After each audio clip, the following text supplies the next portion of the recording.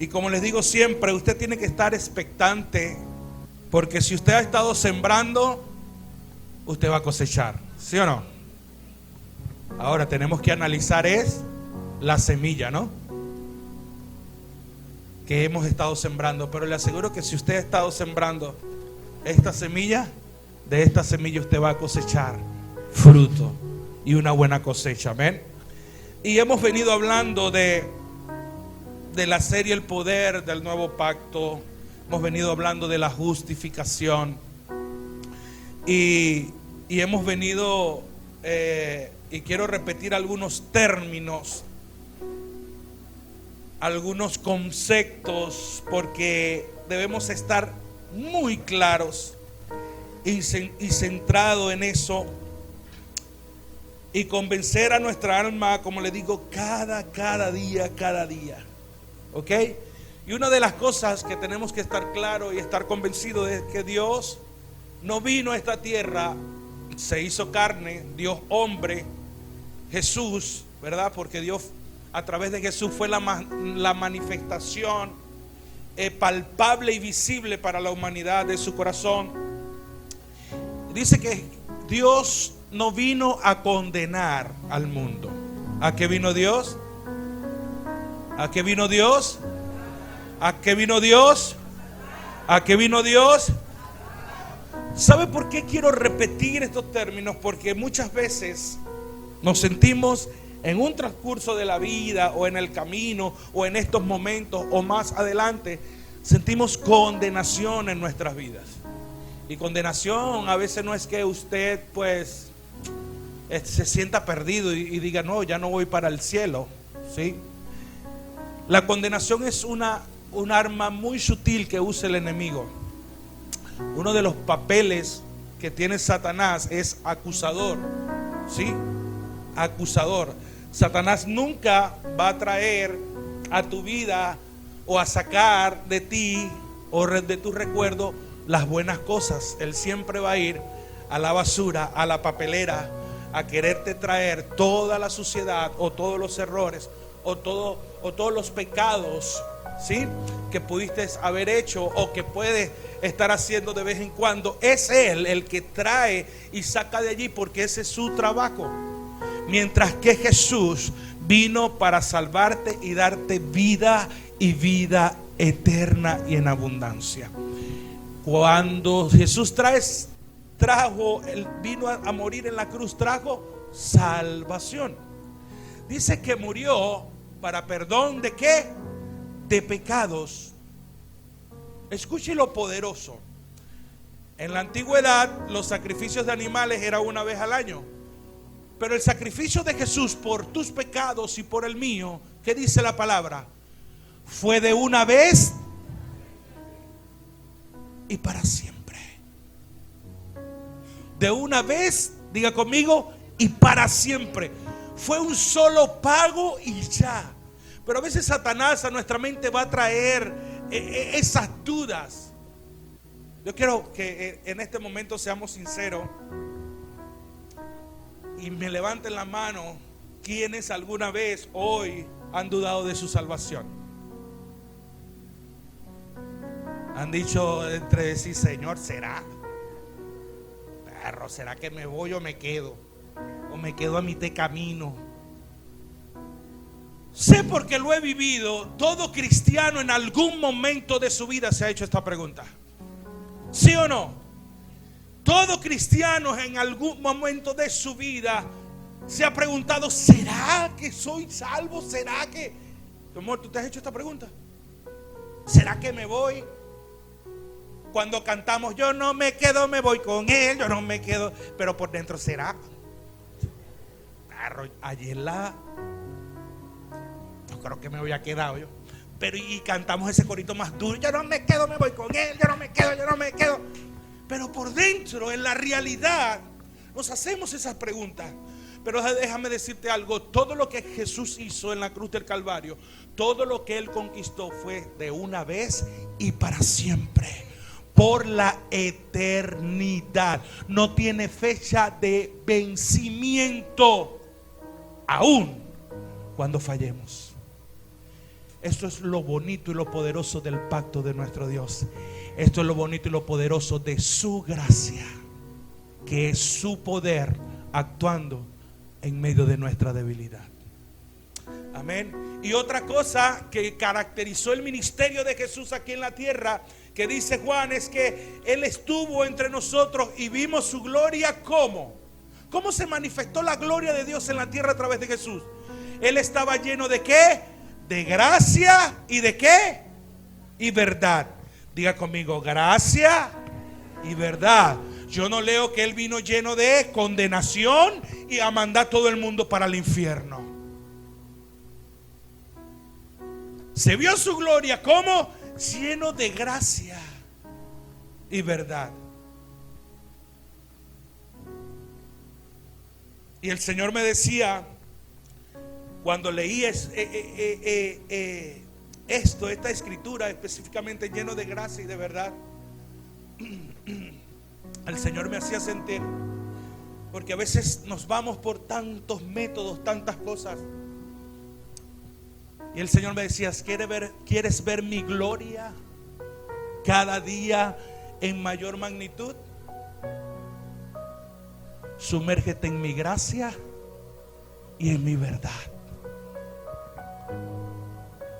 Mientras más entendemos la gracia, más veremos su gloria en nuestras vidas. Mientras más conocemos la verdad, más libertad en nuestras vidas. Jesús decía, tú vas a conocer la verdad y la verdad te va a hacer libre. A veces, Señor, queremos tu gloria. No. Sumérgete en su gracia. Juan dijo, vimos su gloria. ¿De qué estaba llena su gloria? De gracia y verdad. ¿Qué es la gracia? No es un evento, no es una manifestación. Su gracia es Cristo Jesús en nosotros. Cuando comenzamos a ver a Jesús en mí y yo en Él, no voy a esperar la manifestación de su gloria. Vivo en una eternamente gloria. Eternamente en una gloria, porque no la espero, está en mí. No la deseo, está en mí. No la pido, camino con ella. ¿Sí me expliqué? Porque su gracia no solamente hay, no, queremos su gloria, no. Su gracia en mí, Cristo en mí, es caminar con su gloria. Entonces Jesús no vino a condenar, su manifestación es gracia y verdad. Pablo en Efesios oró por sus hermanos por revelación y sabiduría. Y yo quiero que hagamos esta oración hoy en esta mañana. Eso está en Efesios 1, capítulo 15, versículo 15. Fíjese lo que oró Pablo: por esta causa, también yo, habiendo oído de vuestra fe en el Señor Jesús y de vuestro amor para con todos los santos, no ceso de dar gracias por vosotros, haciendo memoria de vosotros en mis oraciones. Y esta es mi oración en esta mañana, para que el Dios de nuestro Señor Jesucristo, el Padre de gloria, os dé espíritu de sabiduría y de revelación en el conocimiento de Él. Padre, en esta hora pedimos que tu espíritu de sabiduría y de revelación, Padre de la gloria, venga a nuestras vidas.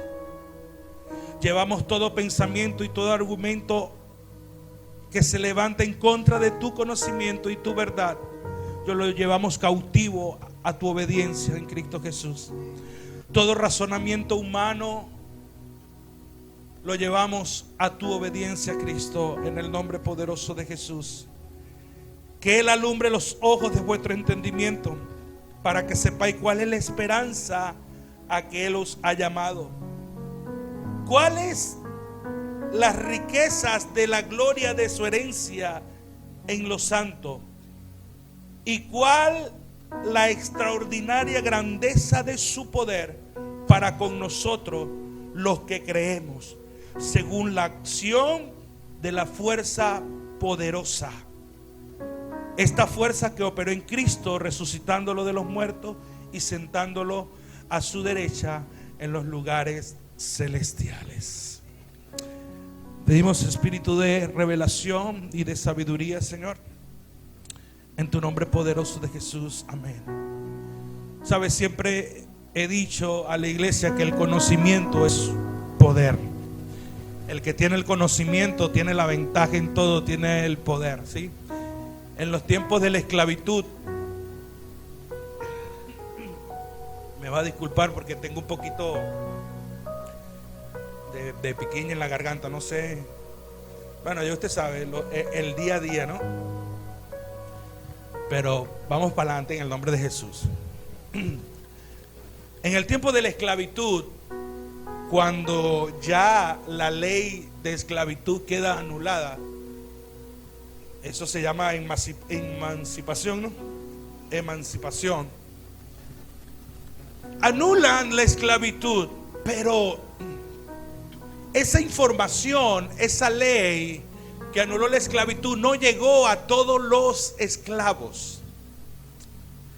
Y muchos siguieron siendo esclavos, y por supuesto los jefes, ¿verdad? Tampoco los que no eran honrados, no le convenían que esta noticia llegase a ellos para seguir teniendo sus esclavos. Entonces ellos siguieron siendo esclavos por desconocer la ley que los había hecho libre. Sí, y siguieron siendo esclavos por desconocimiento. Por eso Pablo oraba por la iglesia para el conocimiento de quién, de Cristo, de Él, de su vida, de su verdad. Entonces hemos venido hablando de la justificación, y vámonos a Romanos de capítulo 6. Hemos venido hablando de una gran verdad que quizás muchos desconocen y también nos ha costado como asimilar, pero es la vida que Cristo vino a traernos a nosotros. Y es una vida nueva. ¿Sí? ¿Cuántos recuerdan ese versículo que dice que el que le acepta, el que le recibe, dice que las cosas viejas pasaron? ¿Y qué sucede?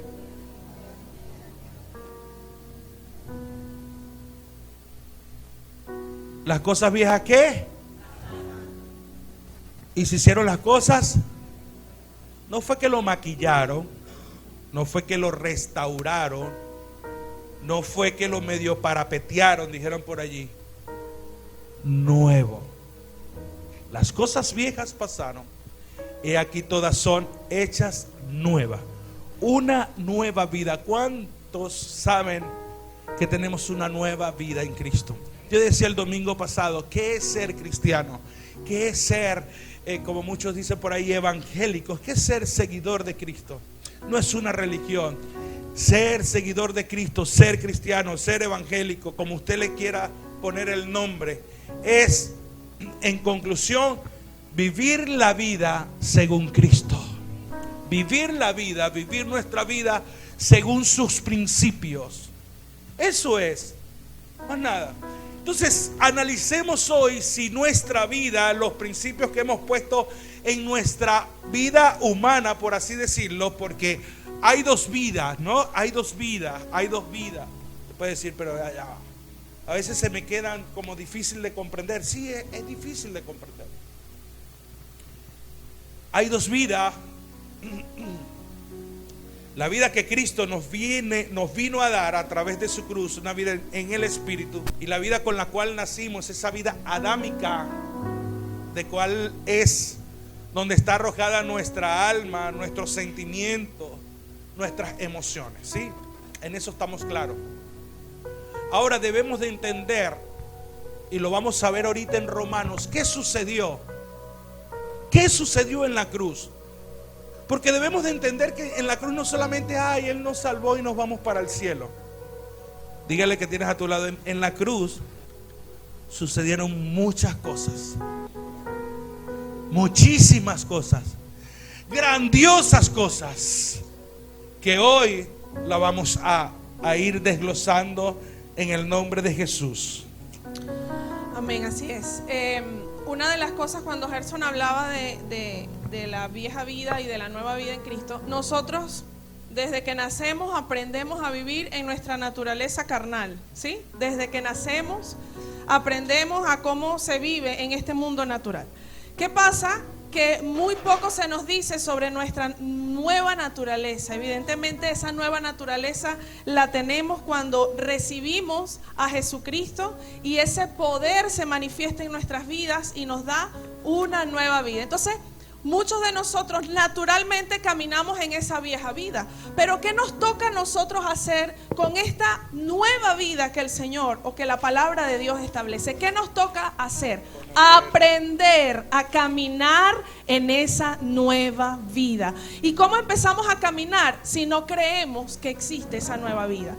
Lo primero que debemos nosotros entender es que hay una nueva vida y que nosotros debemos aprender a caminar en esa nueva vida. Si seguimos anclados a nuestra forma natural de vivir, evidentemente, aunque tenemos la oportunidad de tener una nueva vida, vamos a seguir viviendo de acuerdo a nuestro viejo hombre, porque es muy fácil vivir en el viejo hombre. A nosotros se nos hace muy cotidiano, muy cómodo vivir en esa antigua vida o en el viejo hombre o en el hombre natural, el que solo se alimenta de lo que oye, de lo que ve, de lo que toca, de sus sentidos. Eso es muy fácil para el ser humano caminar así. Pero para caminar en la nueva vida, ¿dónde tenemos que poner nuestra mirada? En lo que la palabra del Señor está diciendo. A nosotros la medicina nos dice cómo funciona nuestro cuerpo. La psicología nos ayuda a entender cómo funcionan nuestras capacidades cognitivas, nuestra mente, nuestra voluntad, nuestras emociones. ¿Quién nos dice quiénes somos en nuestro espíritu? ¿Qué nos dice quiénes somos en nuestro espíritu? La palabra de Dios. Entonces, si nosotros no nos compenetramos con esta palabra, nunca vamos a experimentar el poder de esa nueva vida que tenemos en Cristo Jesús. ¿Qué es lo que fortalece nuestra nueva identidad en Cristo Jesús? El conocer la verdad. Por eso la palabra dice que conoceréis la verdad y la verdad los hará libres. ¿Los hará libres de qué? De la esclavitud de la vieja vida. Y nos traerá a la luz de la nueva vida que tenemos nosotros en Cristo. En Romanos 6 veníamos hablando de que hemos muerto ¿para quién? Para el pecado y vivimos para Cristo o para nuestra nueva vida. En la cruz del Calvario murió el pecado, ¿cierto? Lo que nos llevaba a pecar, esa naturaleza pecaminosa. Pero con la resurrección de Cristo, nace la nueva vida para nosotros. Muchos de nosotros nos quedamos solos en lo que pasó en la cruz del Calvario. Fue lo más poderoso, pero cuando en tu vida tome poder, el poder, valga la redundancia, de la resurrección de Cristo, vas a empezar a caminar en esa nueva vida. El apóstol Pablo dijo que ese mismo poder que resucitó a Cristo de los muertos nos ha dado vida a nosotros y es capaz de vivificar nuestro cuerpo mortal. Sin resurrección, nuestra fe no es válida. Entonces, ¿qué es lo más poderoso que a nosotros se nos debe revelar? Es el poder de la resurrección de Cristo. Solo cuando crees en un Cristo resucitado, eres capaz de vivir en esas obras mayores que el Señor diseñó para que tú y yo caminemos. Escúchame algo. La gente no puede negar la existencia de Cristo. Y mucha gente lo ve como un buen hombre. ¿Jesús fue un buen hombre? Sí. Fue uno de los mejores maestros usando las mejores estrategias de comunicación. Sí. ¿Jesús fue un profeta? Sí. Sí lo fue. Pero ¿sabe qué es lo más poderoso? Si usted se queda con que Jesús solo fue un buen hombre, un buen maestro y un buen profeta, o un profeta que dijo la verdad, en su vida no va a nacer el poder de la resurrección. ¿Sabe lo más poderoso de nuestra fe? Que Jesucristo no es como cualquier buen hombre, maestro o profeta que está en la tumba. Jesucristo resucitó de entre los muertos. Y así como ocurrió esa resurrección, usted y yo ahora nacemos a una nueva vida gracias a Él.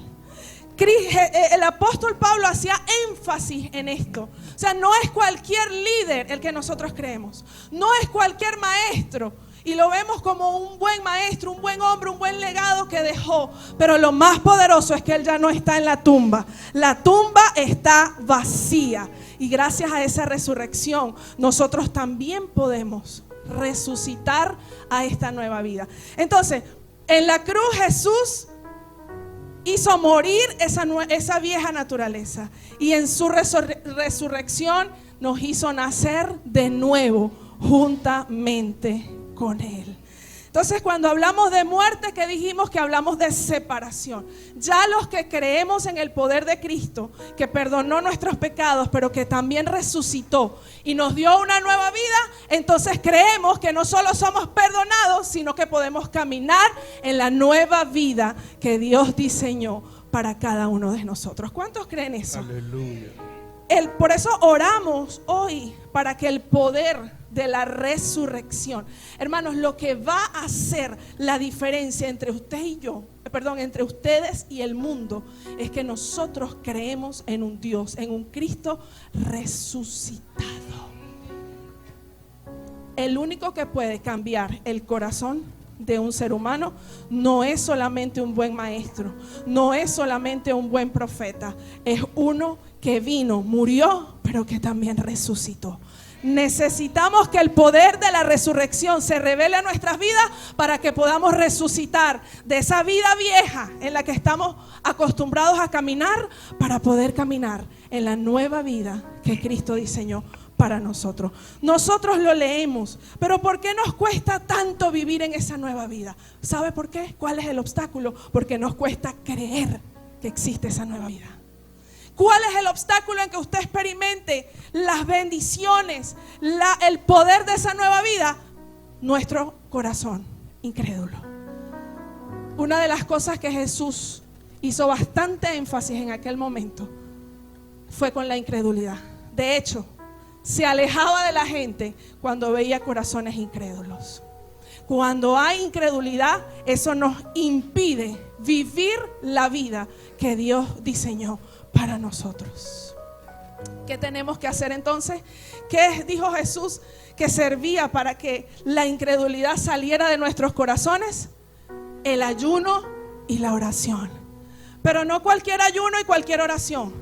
No es un ayuno y una oración. Señor, mira mis pecados, mira lo que hice. Señor, mira lo malo que me estoy portando. Mira que le mentí a mi esposo. Mira que le dije, y empezamos a pasar horas y horas hablando y haciéndonos más conscientes de nuestros pecados. Así nunca va a salir la condenación, así pases 24, 40 días de ayuno. Nunca va a salir la incredulidad. ¿Sabes cuándo sale la incredulidad? Cuando tú dejas de mirar tu propia vida y empiezas a mirar al Cristo resucitado. Cuando empiezas a enfocar tu mirada en el Cristo resucitado y a mirarlo a Él fijamente. No tienes por qué mirarte a ti. Perdemos en el reino de Dios cuando empezamos a mirarnos a nosotros mismos o a otra persona. La Biblia dice que tengamos nuestros ojos firmes en Cristo Jesús. ¿Sabes por qué? Porque cuando mantienes tus ojos firmes en Cristo Jesús, tú le estás diciendo a Jesús: enséñame a vencer los obstáculos así como lo hiciste tú. Porque cualquier ser humano que veas a tu alrededor, o si te ves a ti mismo, no tienes la capacidad para vencer como lo hizo Él. Pero cuando tú lo ves a Él, tú estás diciendo: yo quiero que tú me enseñes a vencer el pecado. Yo quiero que tú me enseñes a soportar la tribulación como lo hiciste tú. Yo quiero que tú me enseñes a soportar la injuria, la injusticia, el maltrato de la gente, así como lo hiciste tú. Aleluya. Aleluya. El apóstol Pablo hacía este énfasis: pongan sus ojos en las cosas de arriba. Hermano, todo el mundo, la gente, el sistema camina basado y enfocándose en las cosas de este mundo. ¿Cuál es la diferencia entre usted y yo? Entre ellos y nosotros. ¿Cuál es nuestro sistema de prioridades?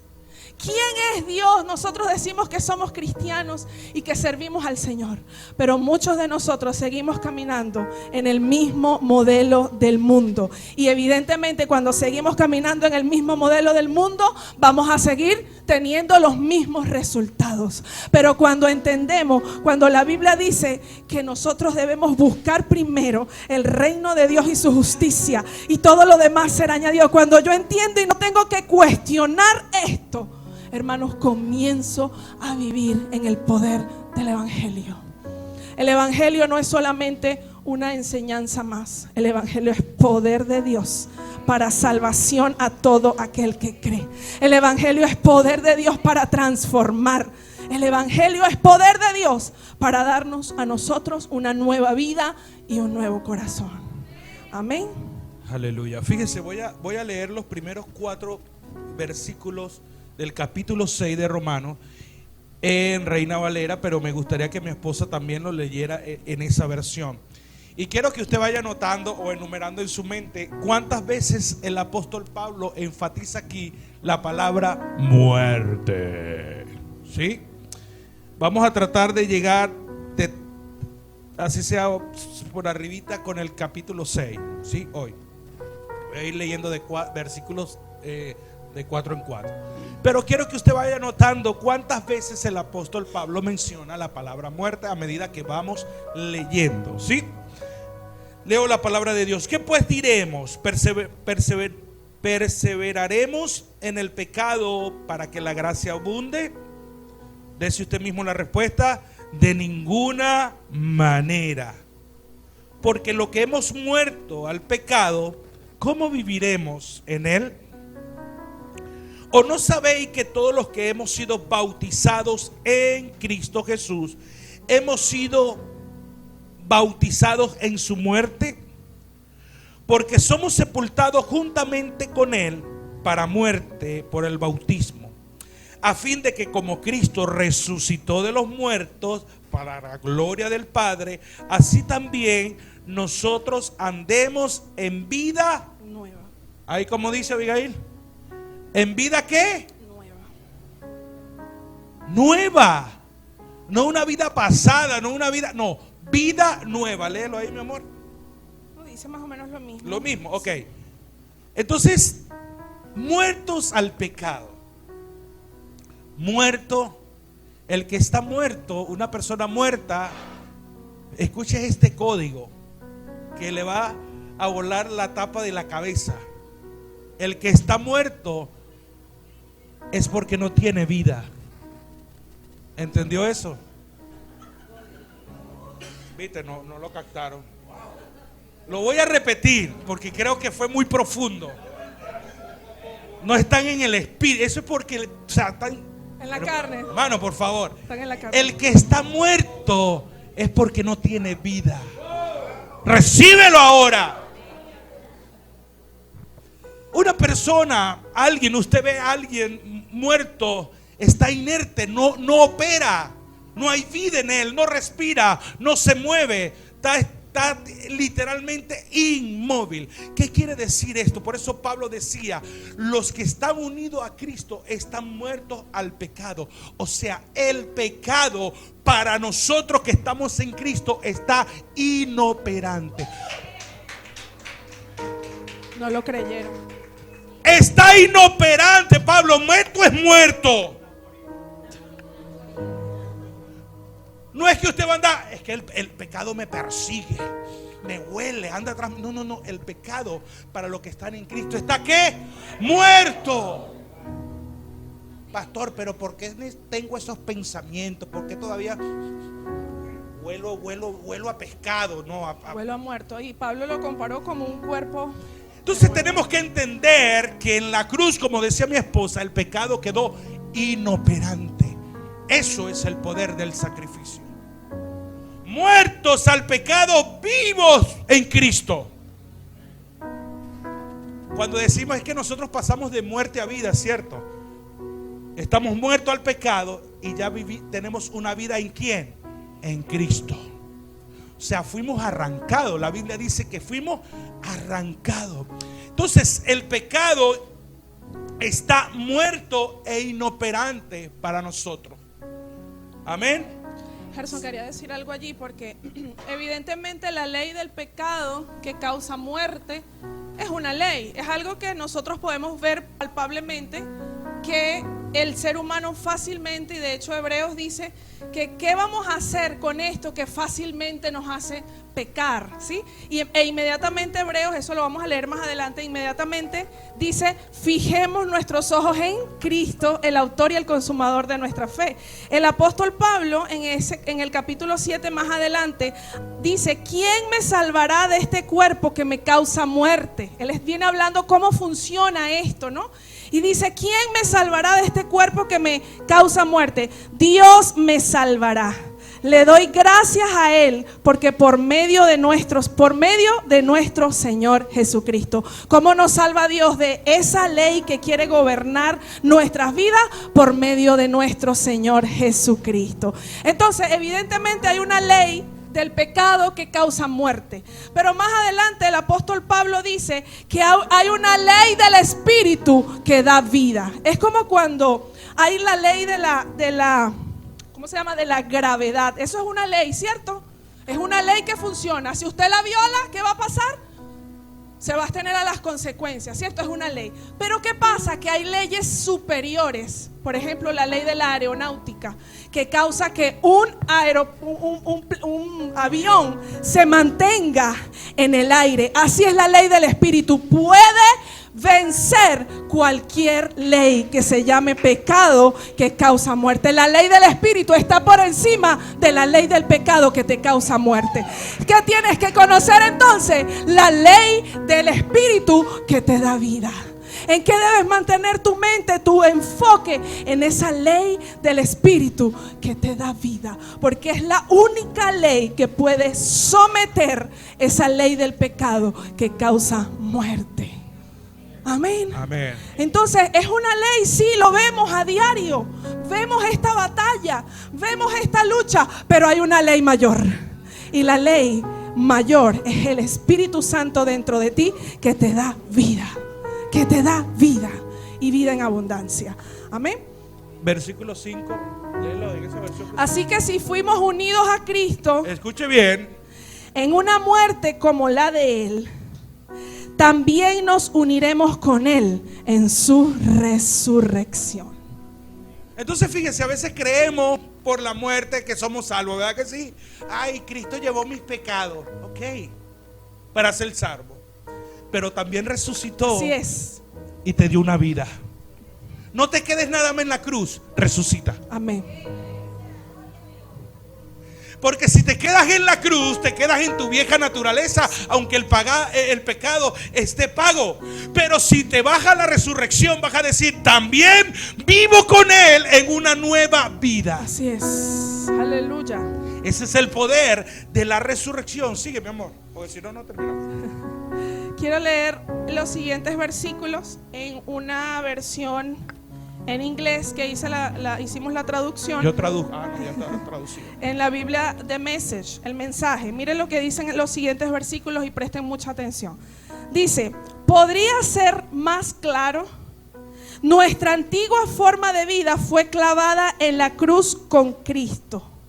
Un fin decisivo a esa vida miserable por el pecado. Ya no estamos cautivos de las exigencias del pecado. Creemos esto, escuche bien, creemos esto. Estamos afirmando que todos creemos esto. Creemos esto. Si somos incluidos en la muerte de Cristo que venció el pecado, también somos incluidos en su resurrección que salva vidas.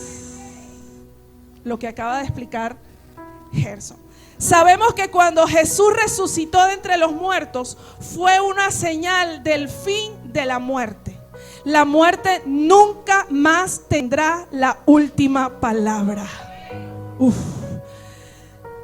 Cuando Jesús murió, se llevó el pecado consigo, pero vivo, es decir, resucitado, trae a Dios a nuestras vidas. De ahora en adelante, piénsenlo así. el apóstol Pablo aquí en el versículo 11 dice: asimismo, considérense muertos. Es decir, nosotros debemos creer que también hemos muerto al pecado y que resucitamos a una nueva vida. Considerarse, ¿qué significa considerarse? Creer algo, considerar algo. Entonces dice: de ahora en adelante piénsenlo así. El pecado habla un idioma muerto que no significa nada para ustedes. Repítelo. El pecado habla un idioma muerto que no significa nada para ustedes. Entiéndase, dile al que tiene a su lado: el pecado está muerto. O sea, escúcheme algo. El pecado no gobierna su vida. El pecado no tiene dominio ni autoridad en su vida. ¿Qué hace el enemigo? El enemigo usa es seducir, persuadir para que tú cedas al pecado. Pero Satanás no te obliga a pecar. Satanás no tiene el poder para agarrarte y llevarte al pecado, porque no puede. Está muerto el poder del pecado en ti. No me lo entendieron, se lo voy a repetir. Aquí vamos a quedar sin pelos todos, pero debemos de entenderlo. Satanás, escúcheme, Satanás no te puede obligar a pecar. Es que Satanás me llevó, pastor, no sé qué, me cegó, me empujó, me obligó. Mentira. Dice la palabra que el hombre peca porque por su propio deseo. Satanás solo, como dije ahorita, te seduce a pecar, pero no puede obligarte a pecar, porque Satanás no tiene dominio en ti. Tú estás en Cristo, eres nueva criatura. Y mientras Él te seduce, te incita, te pone como que. Por eso es el tentador. Él te pone la tentación, mi amor, disculpa, pero no te agarra y te. y mientras más entendamos, ¿Entendiste, Abraham? ¿O te lo repito? y mientras más entendamos que el pecado no tiene poder sobre nosotros, Satanás tampoco tendrá acceso a nuestras vidas. ¿Cómo tiene acceso el enemigo a nuestras vidas? Por causa del pecado. Pero cuando entiendo que el pecado ya no tiene poder sobre mí, y es una verdad que creo y estoy absolutamente convencido, el enemigo no tiene acceso a tu vida. Aleluya, dale un fuerte aplauso al Señor. Ese es el nivel donde Dios quiere que lleguemos. Y que no llevemos nuestra vida de cristianos, pastores, que la carne es débil. No, la carne es débil, sí, es una realidad. Pero Pablo decía: todo lo puedo en Cristo. Tengo una nueva vida de victoria, de autoridad, donde el pecado no opera es Cristo. Donde no estoy siendo gobernado por el pecado, estoy siendo gobernado por Cristo. Él es mi Rey, Él es mi Señor. Así es. Satanás en el Edén obligó a Eva a pecar. Le agarró, le abrió la boca. Come. Él la sedujo. Le comenzó a hablar cositas, distorsionando la verdad, para que ella cediera. Yo siempre le pongo esto como ejemplo a Abraham. Y le digo así: Satanás es como un lorito. Él se monta en usted si usted le da la pata. Si no, queda inoperante en su vida. Entonces usted no anda en la calle o viendo. No. Tienes una posición de hijo. ¿Sabes qué crees cuando el pecado te gobierna? Vas a vivir pecando, porque esa es la verdad que estás creyendo. Pero si tú crees que el pecado no tiene autoridad ni dominio en ti, va a dejar de ejercer dominio. Así es. Va a morir. La naturaleza que más alimente, esa es la que va a crecer en tu vida. Quizás estás escuchando esto hoy, quizás mañana vaya y peques, cometas error, pero te aseguro que en 3 meses, en 6 meses, eso lo irás dejando de hacer, porque te está fortaleciendo en la verdad y la verdad te hará libre. Cuando eres consciente, cuando sientas la tentación, tú vas a comenzar, no tienes poder, no tienes dominio, sino que vas a decir, bueno, soy débil, tengo que ceder. No, tú vas a comenzar ¿a qué? A resistir y decir, mi amor, disculpa, no tienes poder ni dominio en mí. Tengo algo que decir. Cualquier otra enseñanza que no revele las verdades espirituales y muy en particular nuestra nueva naturaleza en Cristo Jesús son pañitos de agua tibia para el pecado. Lo único que puede contra el pecado es la verdad de que hemos nacido de nuevo gracias a la muerte y a la resurrección de Cristo Jesús. Cualquier otra cosa no podrá contra los apetitos del pecado. Las enseñanzas que te emocionan el alma, las enseñanzas que te hablan solamente del alma, jamás va a poder en tu vida contra el poder del pecado. Lo único que puede contra el poder del pecado es la verdad de Cristo revelada a tu vida y a mi vida. Por eso hacemos hincapié. A lo mejor no hay muchos amenes, a lo mejor eso estuvo como muy profundo o bueno, un poco difícil de comprender, pero no importa si no lo entiendes todo todavía, pero sumérgete en esta verdad y verás cómo tu vida va a ser transformada. Las mentiras no pueden ser cambiadas por otras medias verdades. Lo único que sustituye una mentira en tu mente es la verdad. Y la verdad es que así como Cristo murió para llevar tus pecados y resucitó de entre muertos y está sentado a la derecha del trono de Dios intercediendo por ti todos los días, de esa misma manera tú has muerto al pecado y tienes una nueva vida gracias a Él. Entonces no nos acostumbremos a enseñanzas que quizás sea un pañito de agua tibia para nuestros dolores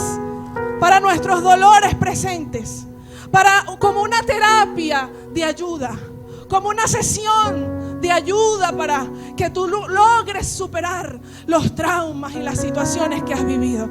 Eso no, eso es como dije, eso es disfrazar, eso es maquillar algo. Lo único que te sana desde adentro hacia afuera es la verdad de que tienes un Dios que te ama, que te sostiene y que no solamente dio su vida por ti, sino que resucitó para que tú puedas vivir en el poder de la resurrección. Aleluya. Diga conmigo, el poder de la resurrección. El poder de la resurrección. Esto tiene que ser realmente revelado a nuestras vidas. Voy a seguir. Ya, que voy a leer en esta versión. Alguien que me busque en Reina Valera, desde el versículo 1 hasta el 14, ¿cuántas veces está la palabra muerte? Porque yo creo que no vamos a llegar al 14, ¿sí? Pero voy a leer desde el 5. A mí me gusta porque habla aquí.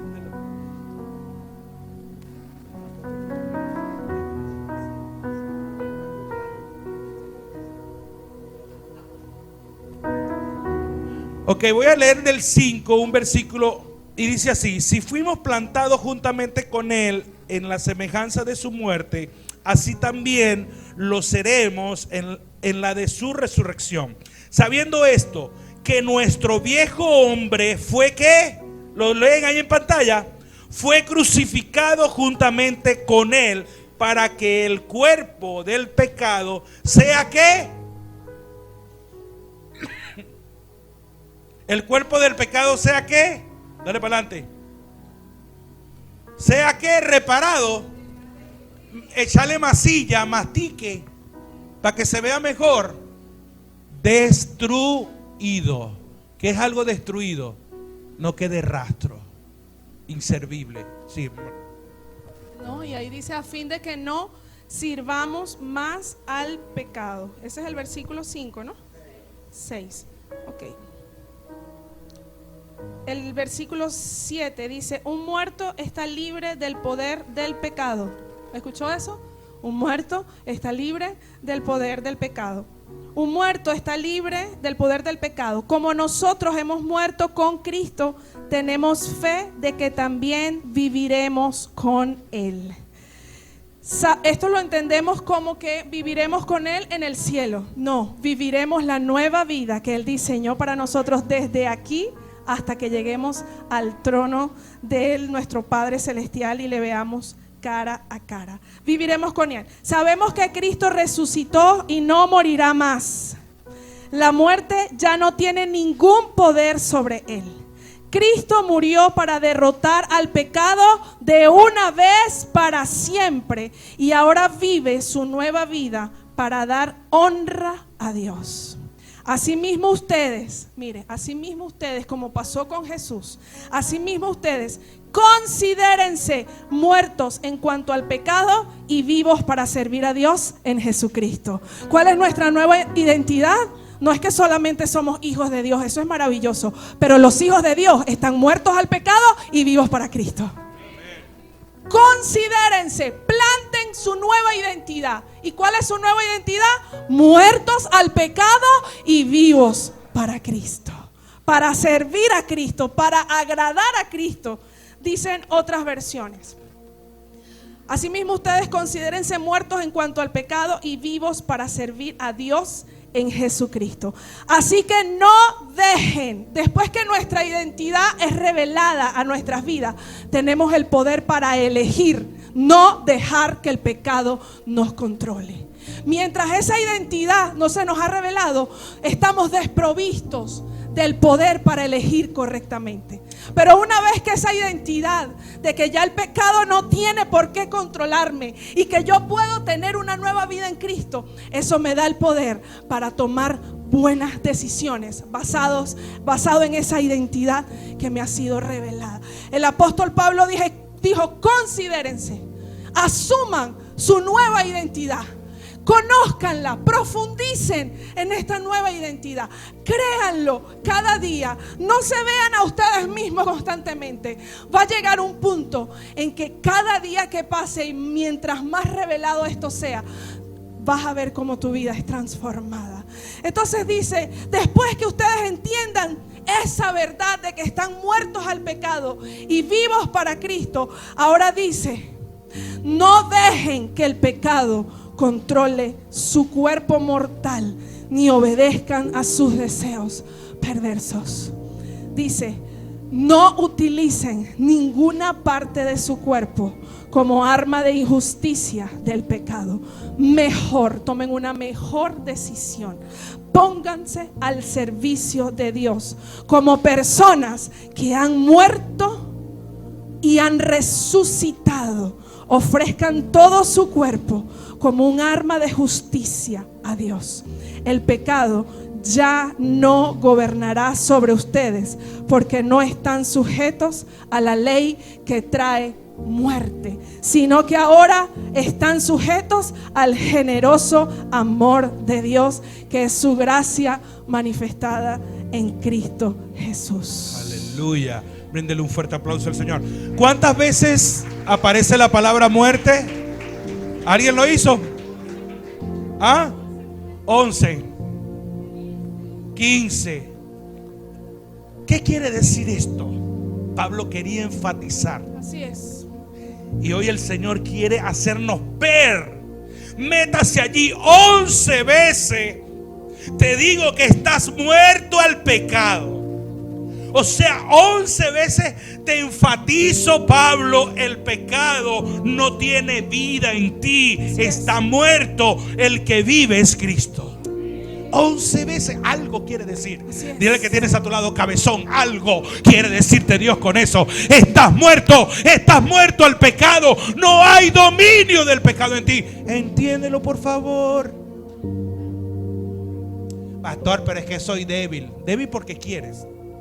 Entonces, todo lo que está en Adán, todo lo que es Adán está muerto.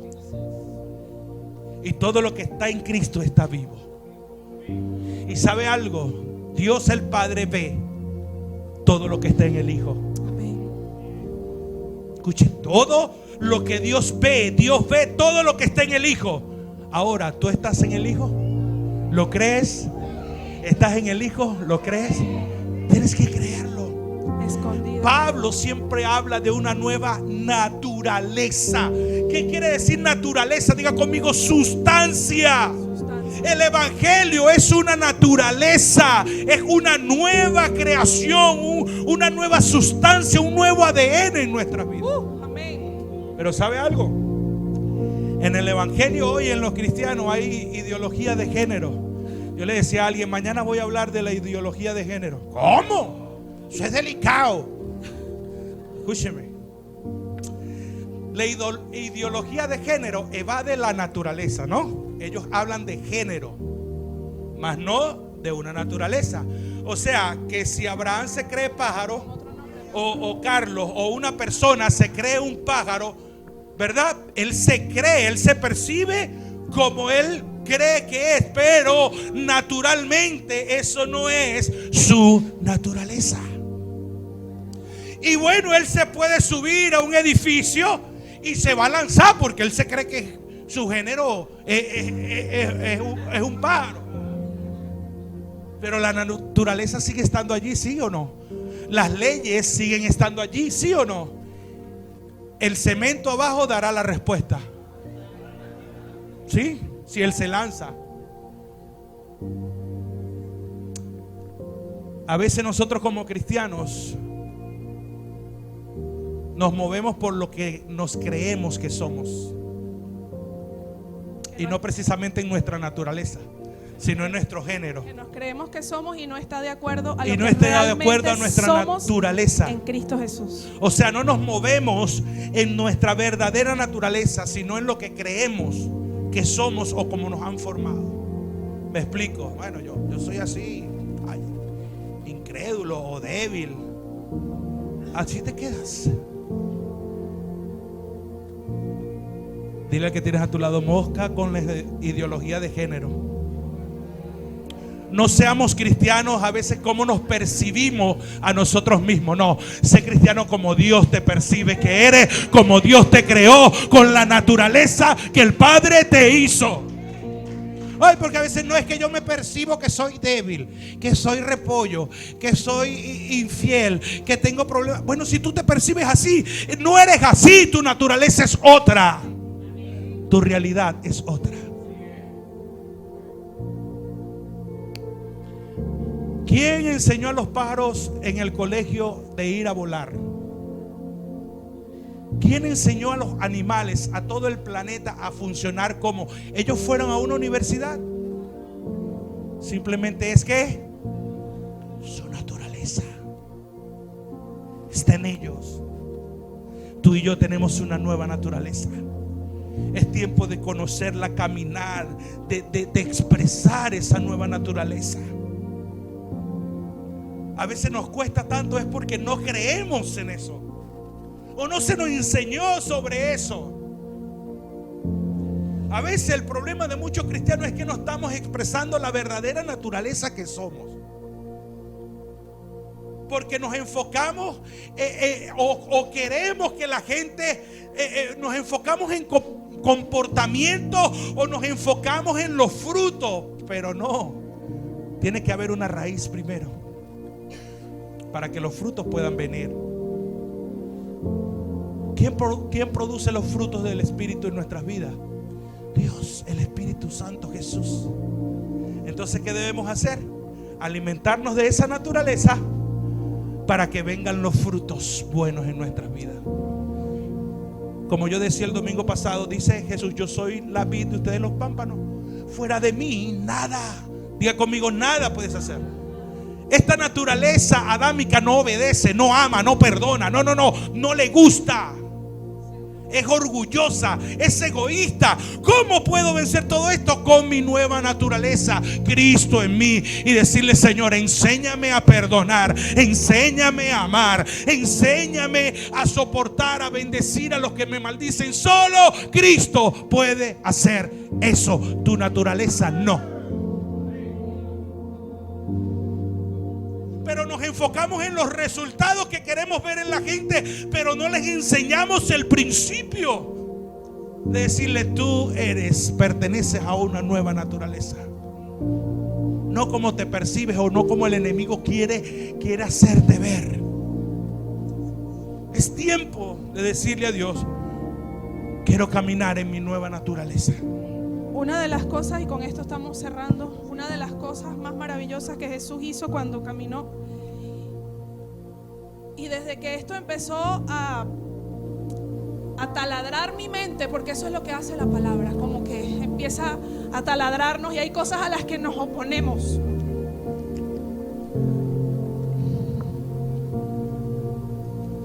Porque es tan fuerte muchas veces la forma en que nos autopercibimos, que si eso es muy fuerte, tiende a ahogar o apagar lo que Dios está queriendo decirte. Una de las cosas que Jesús hacía cuando caminó fue cambiar el nombre de las personas a quien estaba tratando de llegarle al corazón. Porque ellos no solamente se llamaban Pedro, sino Pedro el pescador, por ejemplo. Y cuando dicen Pedro el pescador, entonces Pedro pensó que eso era todo lo que él había venido a hacer a este mundo. Cuando decimos Patricia la ansiosa, Patricia la frustrada, Patricia la que tiene baja estima, Patricia la que nunca le sale nada bien, Patricia la que todo el mundo rechaza, Patricia la iracunda, Patricia la amargada. Nos tildan y nos autotildamos, y eso marca nuestras vidas. Cuando Jesús cambió el nombre de Pedro, le dijo: ya no te vas a llamar más Cefas, ¿no? Te vas a llamar Pedro, y ya no serás solamente un simple pescador. Ya no serás eso que te tildaron y que tú fue lo único que en tus fuerzas humanas lograste hacer, sino que ahora te llamarás un pescador de hombres con un ministerio extraordinario, que cuando Pedro abrió su boca, 3,000 personas fueron convencidas por el Espíritu Santo.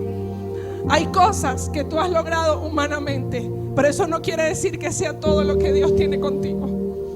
Hay cosas mayores que Dios quiere hacer contigo. ¿Y sabes lo que está limitando lo que Dios quiere hacer contigo? Tu propia forma de verte a ti mismo. Cuando yo empecé a entender esto, hermanos, hay cosas a las que yo no me atrevía, precisamente por esos sobrenombres que nos ponen. Imagínese usted en el tiempo de Jesús: María la prostituta, María la que tenía 7 demonios. Y eso es lo que el mundo va a hacer énfasis: en tus pecados y en tus errores y en tus fracasos, porque es evidente que los hemos tenido. Pero Dios nos ha cambiado el nombre. Aleluya. Dios nos ha cambiado el nombre. Nos hizo sus hijos, y aparte de hijos, nos hizo amados, nos hizo aceptos, nos dio una nueva vida y nos dio también un propósito. Cuando tú más creas la identidad que tienes en Cristo, vas a poder obrar en ese ministerio que Dios diseñó para ti, porque la palabra de Dios dice que cosas mayores aún haremos en Él. No podemos caminar en obras mayores si todavía seguimos caminando en nuestra vieja naturaleza, en nuestra naturaleza fracasada. Nuestra vieja naturaleza sin Cristo es un fracaso, pero nuestra nueva naturaleza en Cristo es victoria. Aleluya. Es victoria. Pero tenemos que ser intencionales. Jesús no le cambió el corazón a Pedro con solo escucharlo un día. Dios le cambió, Jesús le cambió el corazón a Pedro escuchándolo de día y de noche. Y Pedro llegó a un punto cuando todos habían abandonado a Jesús, y Jesús le dijo: Pedro, si tú quieres, y ustedes también se van. Y Pedro le dijo: no he conseguido otro tipo de palabras que me hayan transformado como las tuyas. Por eso no te dejaré. No te dejaré. Escucha lo que Dios te está diciendo. Escúchalo. Silencia todas las otras voces que te están tratando de decir lo que tú eres. Pero lo que tú eres es lo que Dios dice de ti. Pero tienes que ser intencional en escucharlo. ¿Cuánto tiempo dedicamos a la verdad? ¿Cuánto tiempo dedicamos para saber lo que Dios dice de nosotros? Nos enfocamos en trivialidades, en cuestiones teológicas, como que si eso nos transforma. Lo que Dios quiere que se transforme en ti es tu identidad. Lee lo que Dios dice de ti y eso es lo que te va a transformar.